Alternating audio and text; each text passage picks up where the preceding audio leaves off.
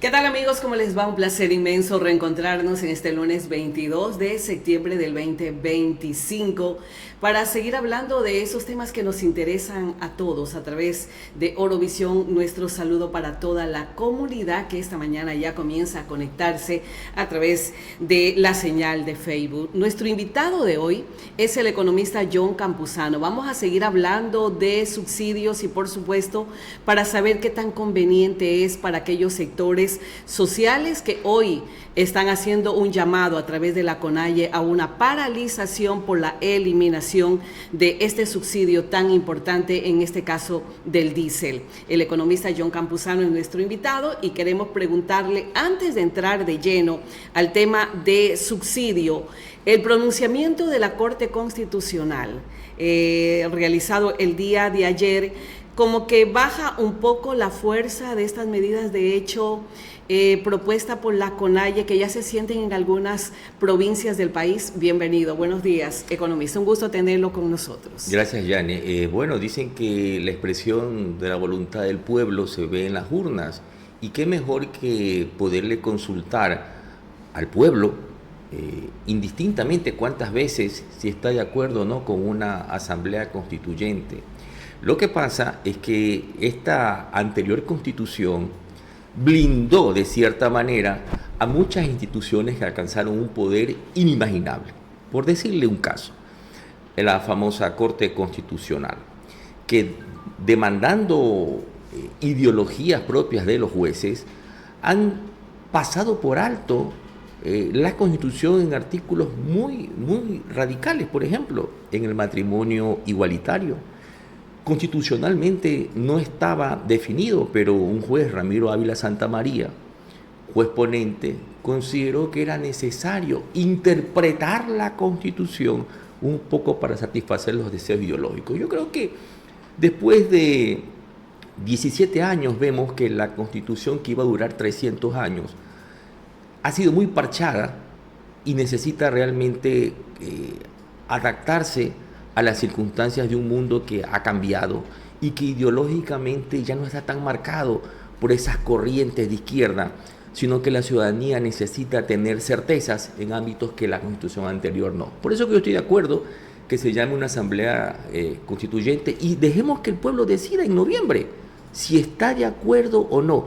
Lo que me llama la atención es que aquellos políticos que defendían consultar al pueblo hoy no quieren que se consulte.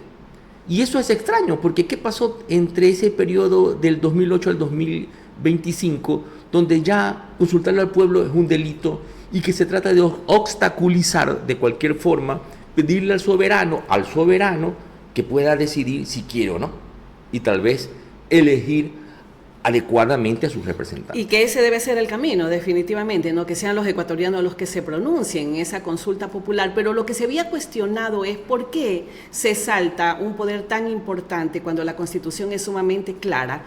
Las preguntas debió haber sido presentada a la Corte Constitucional. ¿Por qué lo presenta el Consejo Nacional Electoral, el Ejecutivo? Porque los mismos hechos de la Corte Constitucional demostraban que ellos eran un órgano omnipotente en este país. Y la misma Constitución dice que el soberano es el pueblo el que decide, y no 9 jueces que pueden decirle si está bien escrita, mal escrita, póngale aquí, póngale acá, y que ahora han tomado un poder tan grande que someten la voluntad del presidente de la República y de la Asamblea Nacional, obligándolos a que hagan reglamentos o reformas, porque a los 9 jueces constitucionales por los cuales nadie ha votado deciden lo que hay que hacer. ¿Por qué ahora está mal lo que hace la Corte Constitucional y por qué no nos pareció mal cuando la Corte Constitucional sí permitió que un presidente sea candidato y que utilice recursos lamentablemente del Estado para poder hacer campaña electoral? ¿Y por qué no nos pareció mal cuando la Corte Constitucional no se pronunció en el caso toda la vulneración de derechos a una vicepresidenta que fue electa por votación popular como fue Verónica Abad? ¿Por qué ahí no nos pareció mal la Corte Constitucional? Pero cuando le pone la traba algunas situaciones de inconstitucionalidad generadas por el Ejecutivo, ahí sí creemos que la Corte está actuando de mala manera. O sea, ¿por qué somos así en este país? ¿Qué opina usted respecto a eso? Es que no hay que a la Corte juzgarla solamente por ese periodo temporal que usted dice. Usted está olvidando de la Corte Cervecera. La Corte Cervecera que estaba manejada por el expresidente Correa. Pero ya no hay esa Corte Cervecera, esta es una nueva Corte. Pero el organismo como tal, como institución, funciona de acuerdo a la Constitución de Montecristi, pues. Y por eso llegaron a tener tanto poder que se fueron pasando en diferentes periodos de tiempo ese poder hasta tal punto que la gente olvida que estamos en esta crisis institucional, porque los señores de la Corte Constitucional que estuvieron con Lazo, decidieron que el presidente Lazo en ese momento debiera un juicio político cuando se demostró que nada de lo que dijeron era permitido. O sea, los señores, entre su extraordinaria sabiduría, lo mandaron al presidente Lazo para que se caotice el país y estemos en estas circunstancias, pues, Janet. Un juicio político que no debió por ningún lado darse, los tipos dijeron que sí. Y luego, claro, como no pueden ser juzgados por nadie, se embarraron las patas y ahora nadie los puede juzgar. Entonces, esto no es de ahora, Janet. Esto viene desde la Corte Cervecera porque nació mal ese poder que resulta que subyuga al presidente de la República y subyuga a la Asamblea Nacional. Así que esto no es de ahora. La podemos responsabilizar a la Corte Económica. Yo sé que usted es economista y también es analista político, por eso le hago estas preguntas. ¿Le podemos responsabilizar o diferir una responsabilidad de lo que vive el país? Hoy en día, hace pocas horas, una masacre en la cárcel de Machala, donde hablamos de más de 14 muertos y donde se habla de 13 recapturados, pero ningún medio de comunicación, ni siquiera la autoridad en esta provincia ha dicho cuántos se han fugado. Definitivamente eso nos ha demostrado que el gobierno no tiene absoluto control de nada en ningún momento. ¿Y qué es lo que ha pasado con esta constitución hiper presidencialista que les ha dado la oportunidad a presentar una serie de medidas de excepción, de decretos presidenciales para tener control en la seguridad y que hasta la fecha no haya podido lograr absolutamente nada? También tiene la culpa la Corte Constitucional. Pero usted está olvidando que la Corte Constitucional modulaba los estados de excepción, a tal punto que un poco más le decía al ejército y a la policía que cuidado con los derechos humanos de los delincuentes. Usted está olvidando que la Corte Constitucional en más de una ocasión declaró inconstitucionales los decretos del Ejecutivo de los estados de excepción, porque decía que no hay un estado de guerra en el país, que son cosas que se pueden trabajar con las leyes, y ya vemos cómo las leyes están desbordadas cuando esa puerta giratoria en la justicia hace que la policía cumple con su trabajo, pero resulta que los fiscales y conjuntamente con los jueces se allanan al criterio de la Corte Constitucional que dice que la prisión es la ratio de última instancia, como dicen ustedes los abogados, y que por lo tanto los jueces tienen la posibilidad de poder decidir si un tipo con más de 10 detenciones puede ir preso o no. Es decir, la Corte Constitucional ha legislado cuando no puede legislar, desde la ideología de jueces como Ramiro Ávila Santamaría y otros jueces que, garantistas de derechos, entre comillas llamados progresistas, de esta ideología de Zaffaroni de Argentina, creen que los delincuentes, los contumaces delincuentes, son sujetos de derecho frente a la ciudadanía que es la víctima. Entonces la Corte tiene gran parte de esto de responsabilidad. De responsabilidad por no entender la situación de crisis que vive el país. Entonces ellos siguen pensando en ese constitucionalismo progresista que hace que piensen que los delincuentes, los contumaces delincuentes, pueden ser regenerados simplemente con una doctrina de rehabilitación social. Y eso no es así, Janet. En el tema de seguridad, pero ¿qué pasa en el tema social? Ya, ok, le vamos a dar el derecho a la duda al gobierno del presidente Daniel Noboa, pero ¿qué pasa con el tema de la salud? ¿Qué pasa con el tema de la educación? Usted se pregunta, ok, hay todos estos contras para que se pueda controlar la seguridad, pero también es responsable de lo que está pasando en los hospitales, de lo que pasa en la educación. Eso no se habla, eso no se dice. Y más bien se quiere tapar el sol con un dedo de la crisis sanitaria que vive el Ecuador. ¿Qué está de pasando? gente que se está muriendo afuera de los hospitales. Eso también tiene culpa la Corte Constitucional. O sea, yo le pregunto, porque seguramente esto es un distractor que tenemos de los verdaderos problemas que están viviendo los ecuatorianos hoy en día. Bueno, pero usted le está echando demasiado peso a un gobierno que va a cumplir su tercer año, su segundo año. Es como cuando usted le lleve un paciente totalmente enfermo a un médico que lo revisa por primera vez y le está diciendo, usted tiene que curarme. Entonces fueron malos médicos Lenín Moreno, fue mal médico Lazo. Pero, o seguimos responsabilizando a terceros de lo que vive el país hoy en día. Usted me está planteando como que en el gobierno de Rafael Correa, quiero sumar el gobierno de Rafael, la educación era tan buena y que la salud no tenía problemas, cuando todos sabemos que esto es un problema estructural. Los pillos que roban las medicinas no son de este gobierno, los pillos que roban las medicinas no son del gobierno de Lazo ni de Lenín Moreno, es una estructura de robo que también estaba insertada en el gobierno de Rafael Correa. O sea, es decir, esto es un problema estructural, Yane, y los problemas estructurales no se resuelven de la noche a la mañana. Los ciudadanos de la calle creen que sí, es lo que piden que el día de mañana la delincuencia pare, pero eso es un problema estructural. Es como pensar estas famosas bandas que se crean entre gallos y medianoche. No, es un problema estructural que ha venido de años. Por supuesto que sí. Entonces, ¿ha existido incapacidad en todos estos 9 años de parte de los gobernantes de este país? Ha habido incapacidad desde que la Constitución de Montecristi garantiza los derechos ciudadanos y humanos a grupos que atentan contra la sociedad. Pasamos de una Constitución que debía ser escrita para beneficiar a los ciudadanos honestos a beneficiar a aquellas personas que exigen que un preso tenga relaciones conyugales. ¿Y qué garantía nos da, economista Campuzano? Porque quiero tratar el tema de los subsidios, pero ¿qué garantía nos da a los ecuatorianos que lo que se está proponiendo hoy en día, una nueva constituyente, no sean reformas hechas a la medida del gobernante de turno y vamos a seguir viviendo esta crisis que estamos viviendo hoy en día? Bueno, ¿qué seguridad nos da eso? Que la nueva constitución va a ser la divina panacea y va a ser lo que va a reformar y estructurar todo esto y nos va a mejorar la calidad de vida a los ecuatorianos. Bueno, deberíamos pensar que la gente que vaya a Montecristi, porque imagino que han de querer coger de nuevo ese armatoste que lo construyeron y que está botado ahí, debe ser gente preparada.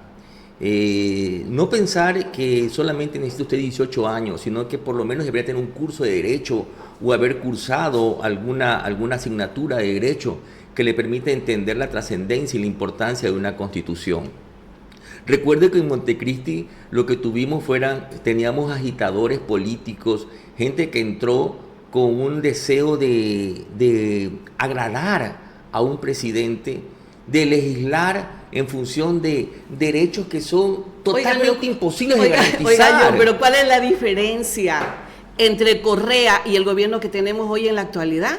Bueno, ¿Cuál es la diferencia? Bueno, eso lo definirá la gente y lo tendrá muy claro en noviembre. Bueno, si encuentran una diferencia, votará o no votará. Esperemos que sí, claro. Aunque la mente es demasiado frágil. ¿Usted considera que la eliminación de los subsidios, que esto está desembocando en un problema social, definitivamente? Han sido siempre los indígenas, los indios, los cholitos, aquellos que salen a las calles a pelear por nuestros derechos, porque ellos no pelean solo por sus derechos, pelean por los derechos de todos los ecuatorianos.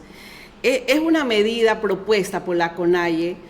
¿Usted considera que el subsidio definitivamente es la solución? ¿Eliminarlos es la solución para mejorar la economía del país? Yo lo voy a plantear al revés. Y no es verdad lo que usted acaba de decir, que los indígenas salen a pelear por los blancos, por los cholos, por los que estamos en las ciudades.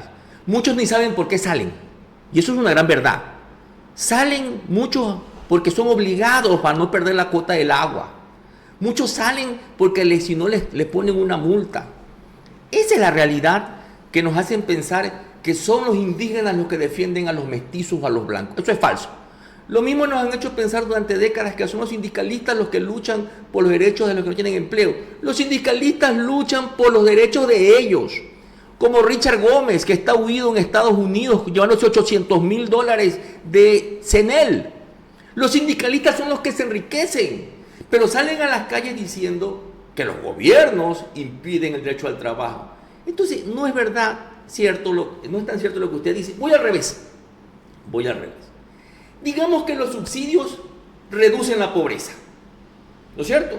Y que por lo tanto mantener los subsidios garantiza que haya tranquilidad. Pues entonces, si es así, elevemos más el subsidio para que el galón del diésel y de los otros combustibles, voy a tomar del diésel, cueste 10 centavos. Vamos a bajar el precio del diésel y va a costar 10 centavos. Y luego que cueste 10 centavos, tienen que bajar los precios, pues, de las papas, de las verduras, del arroz, todo, inclusive los transportistas. Cuando ya cueste 10 centavos el galón de diésel, nos van a bajar las tarifas a 5 centavos el transporte. ¿Usted cree que eso se va a dar así? Claro. No. Yo le hago la misma pregunta. No es así. Es lo que dijo un No dirigente de los indígenas. A ver, nos están subiendo el precio del diésel, entonces que también pongámosle precio internacional a las papas, a las verduras. Eso es lo que está diciendo él. Usted está respondiendo eso y ellos también están proponiendo eso. Eso el señor primeramente no sabe lo que es la estructura de costos. ¿Qué sería de este país si eso sucediera? Yo le hago esta pregunta. ¿Era necesario eliminar los subsidios? ¿Era necesario según su análisis económico? ¿O es definitivamente la orden que está dando el Fondo Monetario Internacional? Pero bueno, en la carta de intención dice eso, bueno, ¿no? Cuando aquí la gente de izquierda lo primero que le dice el Fondo Monetario, lo que dicen las medidas neoliberales, y yo cuando les pregunto qué es una medida neoliberal, qué es un gobierno neoliberal, dicen subir el combustible. Si es subir el combustible una medida neoliberal, Petro acaba de subirlo el año pasado. ¿Petro es neoliberal? Maduro liberó también los combustibles en Venezuela. ¿Es neoliberal Maduro? Por Dios. ¿Cómo nos meten en la cabeza el cuco del Fondo Monetario Internacional? En Cuba, el precio del combustible, que son los parásitos que hay en América Latina, también está liberado. Y entonces, ¿también es neoliberal Díaz-Canel? Por Dios, esto es parte de un mensaje que es como un rizo que se repite. Pero no me ha respondido usted por qué se eliminan los subsidios. ¿Es necesario para la economía de este país? Vamos para allá. No me ha respondido eso. Vamos para allá. El déficit acumulado del Ecuador cerrará este año con más de 5.000 millones. Solamente desde el 2010 al 2023, ¿sabe cuánto se ha pagado en subsidio a los combustibles? Cerca de $60.000. 54.000 millones de dólares. Así es. Y en el 2024, más de 500 millones solamente en el diésel. ¿A quiénes va esa plata del subsidio? Hay 400.000 carros matriculados en el país, de los cuales 250 a 300.000 son privados y consumen diésel. ¿Sabe a quién se le está pagando el subsidio? A los que tienen carros a diésel.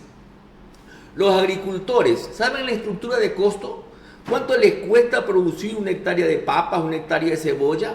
El costo asociado a la producción de un agricultor de papas y cebolla está en menos del 5% en el transporte que tiene que hacer desde la salida de su finca hasta el mercado local. Y si sabe que tampoco lo pagan, porque el intermediario va a la finca del señor que vende papas y es el intermediario el que sube el precio de finca. Entonces, cuando vienen a hablar muy sueltos de lengua que dicen que el tractorcito tiene que pagar más, como lo dijo el señor Issa en el 2000 y tanto, que el tractorcito se incremente el precio, nunca pudo definir el costo por hectárea del uso del tractor. Es que no lo estamos viendo de una manera técnica, sino que simplemente estamos asumiendo que no es necesario bajar el subsidio, porque lo que hay que hacer es cobrarle a los que más tienen. Voy a la parte que usted me decía. Este año se cierra con más de 5.000 millones de dólares y tal vez más el déficit presupuestario. De ese déficit presupuestario, alrededor de 2.000 millones de dólares se paga en subsidios, sin incluir los bonos, las ayudas y todo lo demás que el gobierno. Se podrá pagar más adelante cuando un gobierno no tiene la capacidad de poder incrementar más impuestos. ¿Sí sabe usted que el 20% del país son los contribuyentes que pagan impuestos a la renta y el 80% depende de esos grandes contribuyentes? Entonces, esta era una bola que no se ha tomado tan fuertemente esta decisión porque en el gobierno de Lenín Moreno salieron a las calles para que se mantenga el subsidio, porque el subsidio, cuando se lo quitaban, ¿usted considera que se debe eliminar el subsidio a todos o tiene que ser focalizado? El subsidio... ¿En qué momento usted cree que debe ser focalizado? Mira, porque si está bien, usted dice, estuvo mal porque fue general el subsidio, pero focalizado, y eso se viene hablando desde hace años. Yo soy un hombre liberal. ¿Por qué no lo han podido hacer? Yo soy un hombre liberal y cuando usted comienza a focalizar le está diciendo esto sí, estos no, esto sí, estos no, estos son privilegiados. Entonces hay que quitarles a todos. Quitar y transferir, lo que ha hecho este gobierno, quitar y transferir a aquellos grupos que sí son vulnerables a través de alguna ayuda social. Pero no poder generar grupos. Los atuneros salen también a reclamar y sabemos quiénes son los grandes grupos atuneros que pero están también vinculados a los sabemos, políticos. pero también sabemos, economista, que cada vez que se elimina un subsidio sube el costo de la canasta básica familiar. Eso no es verdad. Eso no es verdad. Eso es parte de la creencia de la gente a tal punto, y voy a sonar hasta un poco grosero. ¿Por qué dice usted que eso no es verdad? Eso no es verdad, porque cuando se eliminó, se subió el impuesto al IVA, que también decían que era regresivo, la tasa de inflación no bordeó más allá del 2% en los últimos años. Y cuando se dice que el costo de los subsidios afectan a la canasta básica, ¿dónde están los estudios que dicen que lo sube muy alto? No es así.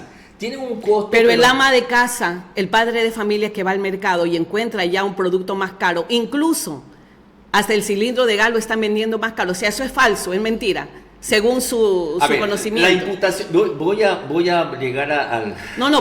Pongámonos a pensar en lo que está viviendo el ciudadano, el que va al mercado, el que va a la plaza, el que compra sus productos y dice, ya están vendiendo caro, están especulando con los precios. En Argentina hicieron lo mismo con la especulación, queriendo tirar al gobierno de Javier Milei a la basura.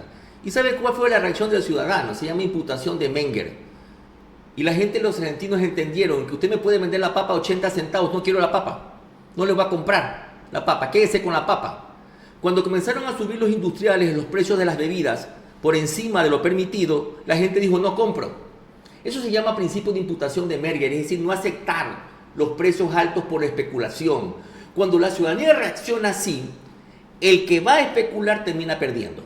¿Y cuáles son los especuladores? Básicamente son aquellos que van a comprar en el campo porque el agricultor no está subiendo los precios, es el especulador.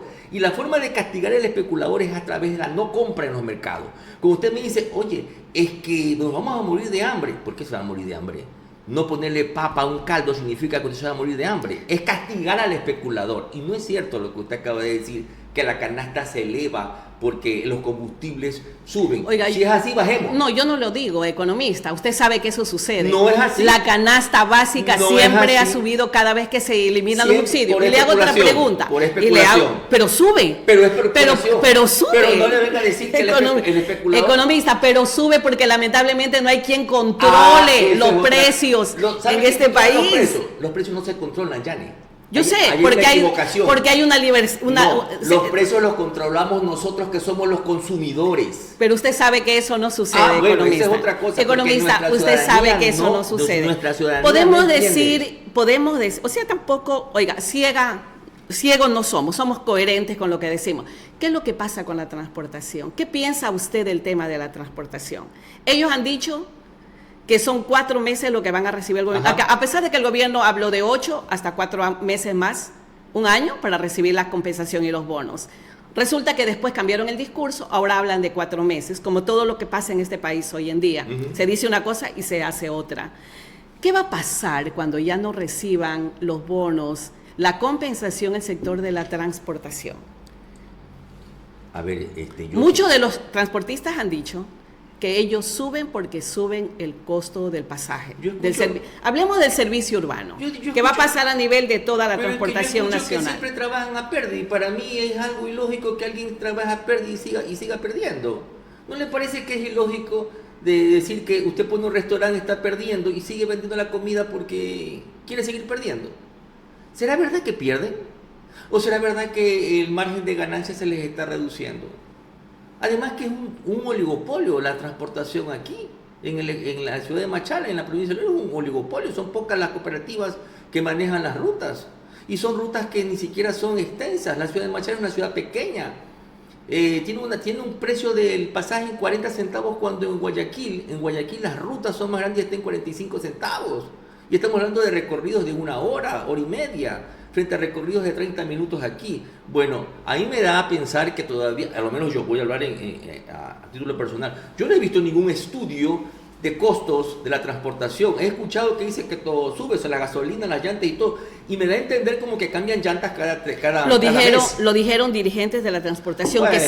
que sí hay estudios, que ellos han presentado estudios, incluso al Consejo Cantonal Municipal de Machala, ellos presentaron un estudio donde el pasaje debía ser de 52 centavos. No obstante, ellos acogieron la propuesta del alcalde, o sea, hablando netamente del alcalde de acá de Machala, el 5% se incrementó y ahí quedaron en los 40 centavos. No, yo lo que le hago es esta pregunta. Usted puede tener toda la razón del mundo en su análisis economista, pero cuando te suben el pasaje, cuando te suben el precio de los productos, sea cual sea el motivo, ¿sí? La especulación o cualquier otro nombre que le podamos poner, ¿quién termina pagando los platos rotos? ¿No es el usuario?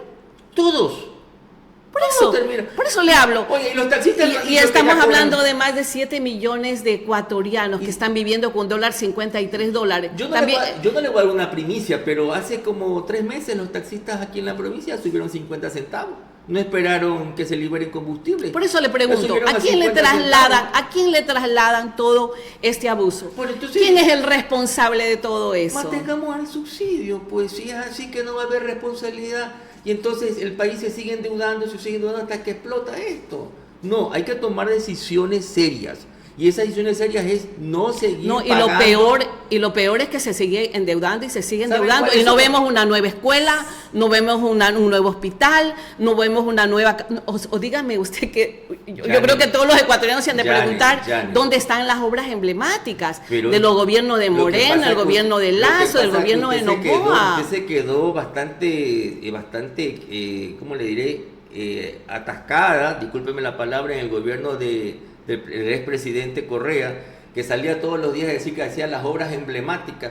Las obras emblemáticas de Coca-Cola Sinclair, pues ahí tiene una obra emblemática que le ha costado al país más de 3.000 millones. Así es. Un elefante blanco. Las obras emblemáticas, las escuelas de Milenio. Y tuvimos energía, gracias a Dios, en el estiaje, economista. ¿Y si sabe por qué tuvimos energía? Porque hasta ahora no se destruye Coca-Cola Sinclair porque lo hizo agua abajo de un río, del río Napo, que nunca hicieron el estudio. ¿Sabe cuánto vamos a tener energía si no se corrige eso? Solamente para 10 años. Oiga, economista, yo solamente le quiero hacer una pregunta. ¿Usted considera que las medidas adoptadas del gobierno, que la Corte Constitucional, porque no es que ha dicho la Corte, no, hágase la consulta popular, no, recién tienen 20 días para revisar los estatutos. Tienen 8 días.